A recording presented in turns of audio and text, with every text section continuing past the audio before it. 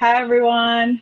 I'm Dr. Sonia Alejandra Rodriguez. Thank you for joining me for another video for these Latinx and Kidlit blog where we get together and talk about books. I'm joined by Dr. Emily Anguilo-Perez, who's going to tell us a little bit about herself. Hello, everyone. I'm really excited to talk about this book today. A little bit about me. I've been reviewing for Latinxs in Kidlit for a little over a year. I'm also an assistant professor of children's literature and English in general at Westchester University of Pennsylvania. Awesome. Thanks so much for being here today. We're going to talk about Luci Soars, written and illustrated by Lulu Delacre.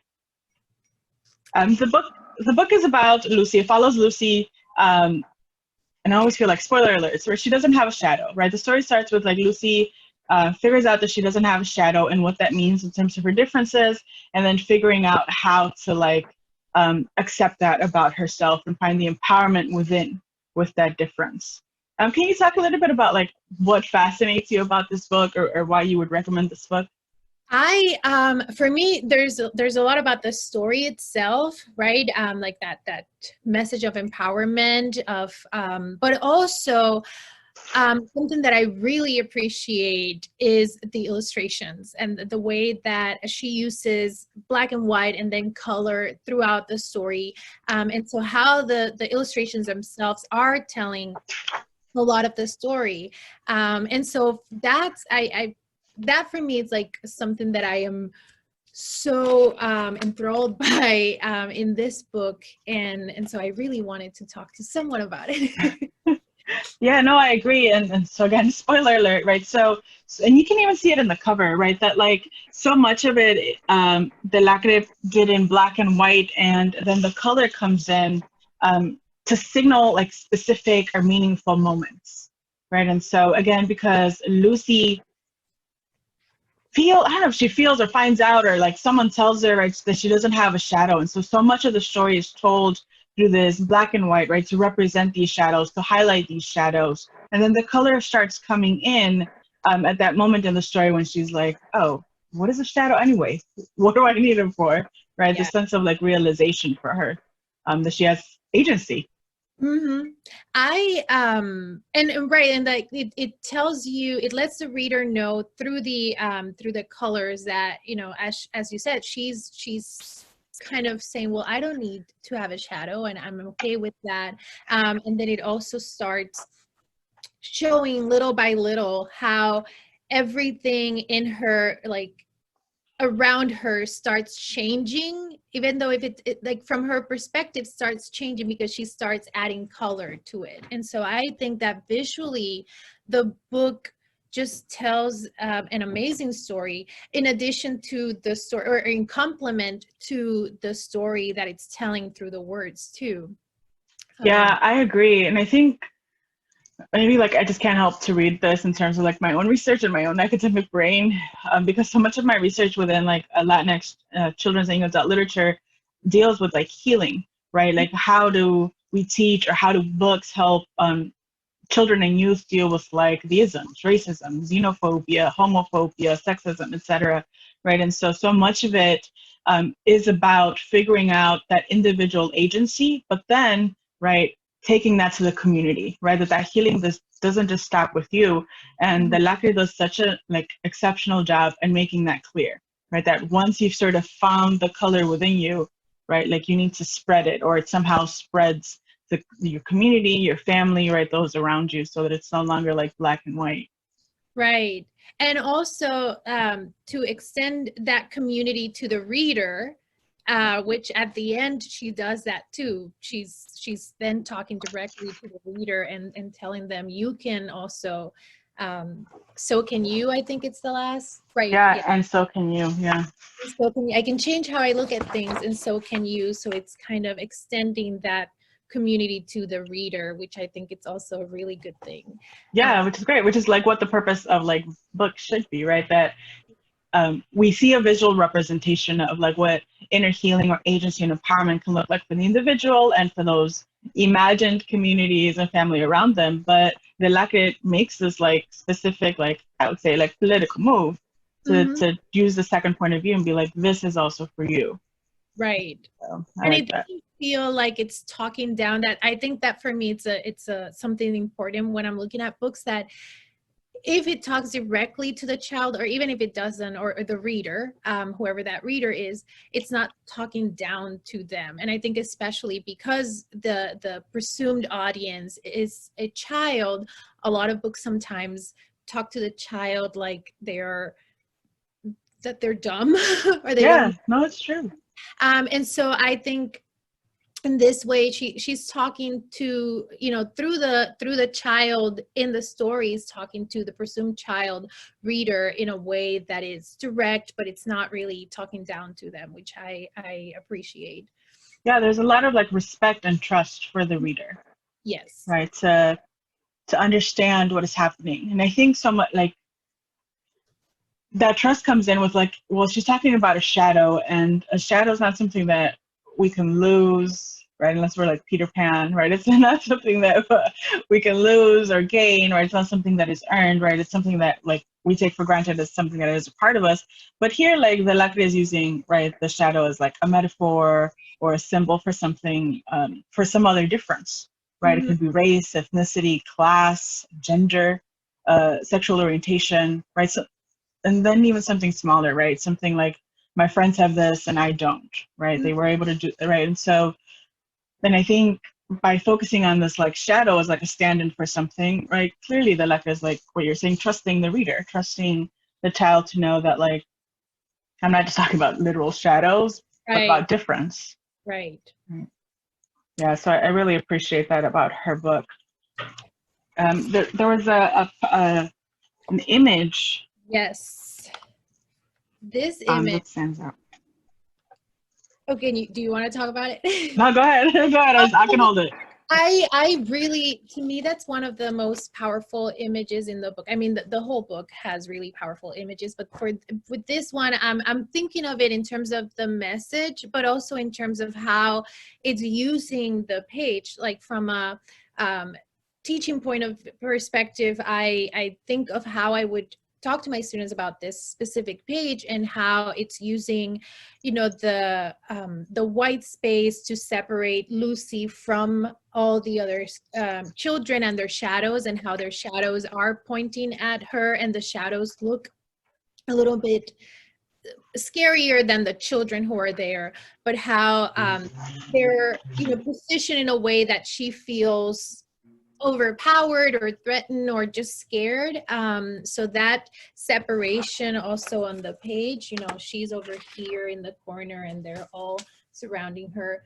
And then the words are also, and this is kudos also to the designer of the book, deciding where to place and how to place those words to match, the position that the children have, and kind of how she's feeling. Everything is pointed, it's pointing to her, and she's feeling, like maybe attacked, but maybe not physically attacked, but just like these words are hurting me, and these words are making me feel not good. And so I think that really captures, that the way that the words and the images and the position of everything is really working well.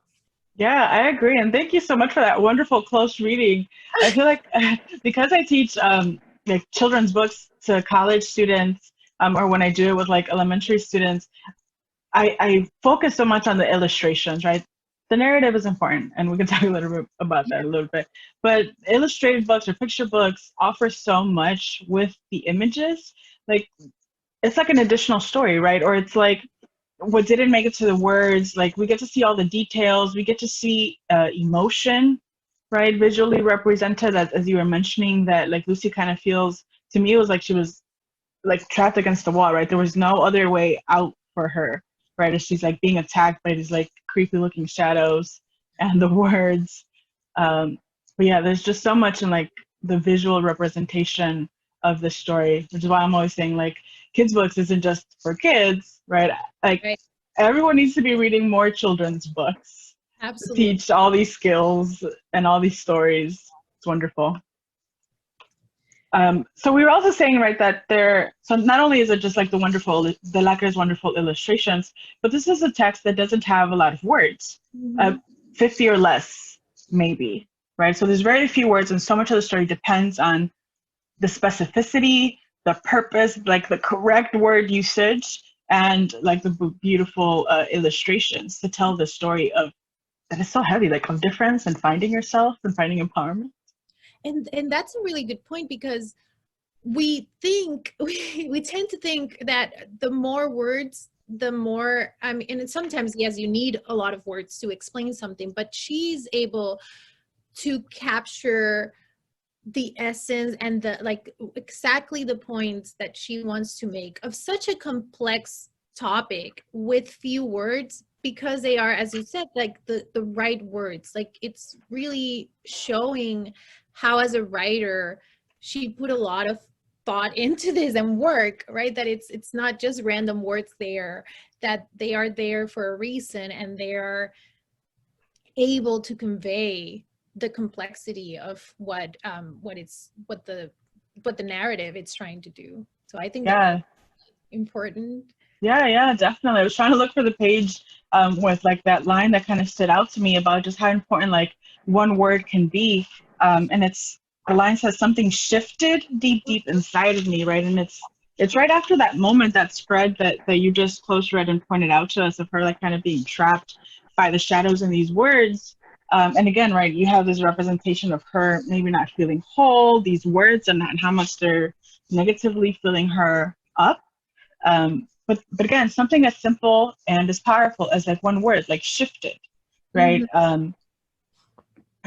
Can have so much meaning, right? When something shifts, right, that denotes and connotes like change, power, um, or that's something that we thought couldn't be moved. That's something that we thought like this is it, this is me without a shadow. I'm gonna have to live my life like people like prosecuting or pressing me is like immovable. But then something shifted. It's like, oh, we can change it.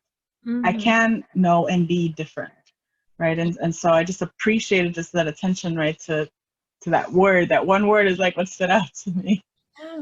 Because I think right, like as you say, that with the word shifted just means, like, it just conveys that change, but so much more than change for me, like, like going from one thing to another.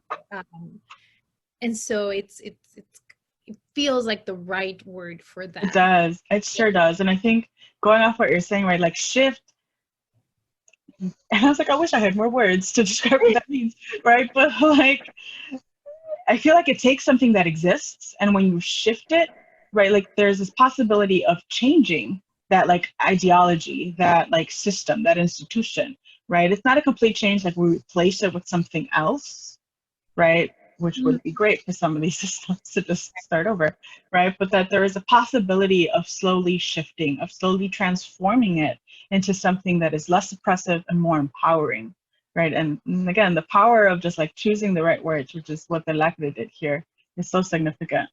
absolutely, yes.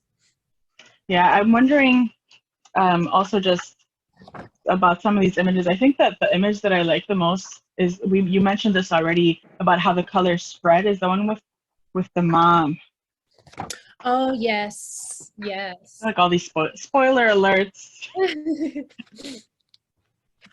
because the story starts with like Lucy feeling love at home. She feels love at home, right? She doesn't know that she does not have a shadow until she goes out to the public realm, right? That's School outside of the home, right? That she starts feeling this oppression. I think that's something like significant to speak with children, right? Children from marginalized communities, right? That the protection that you might have at home may not necessarily be what is happening out in the public, mhm. right? And then the story ends with this image of like, I have color and now I'm going to give it to my mom, and we're both empowered in some way. And embracing that different, like, it's not, as you said, like, it's not that in the beginning she wasn't accepted or loved at home, right? But that now we see more of like her embrace of that aspect of herself, and then sharing that with the mom, and sharing that in the home, which I think, you know again, like the idea of empowerment and the idea of this shift in her point of view and her the way that she's looking at things is Yeah, showing. that's so great. Yeah, and because I think I talk about so much about like transforming knowledges or like creating alternative knowledges of like who we are in terms of like children's literature. Like the knowledge that she has about herself based on her home, right, and her family. They love her, they appreciate her, they don't see a difference. It's so foundational to her getting to that moment at the end and being like, you know what, I am who I am and I love it, right? Because she already had that foundation of love at home, which is significant. Thank you so much for speaking with me about Luci Soars, written and illustrated by Lulu Delacre. Again, I'm Dr. Sonia Alejandra Rodriguez. I'm Dr. Emily Anguilo-Perez. Make sure you subscribe and like and follow all the Latinx and Kulit platforms and be on the lookout for more videos. Yeah, Thank and that you. book, really good. Oh yeah, please. Thank you so much for suggesting this book. I had not read it up until like for this video, and I was like, oh man, I've been missing out. Definitely get this book. Subscribe, like, look out for the next video. Bye everyone.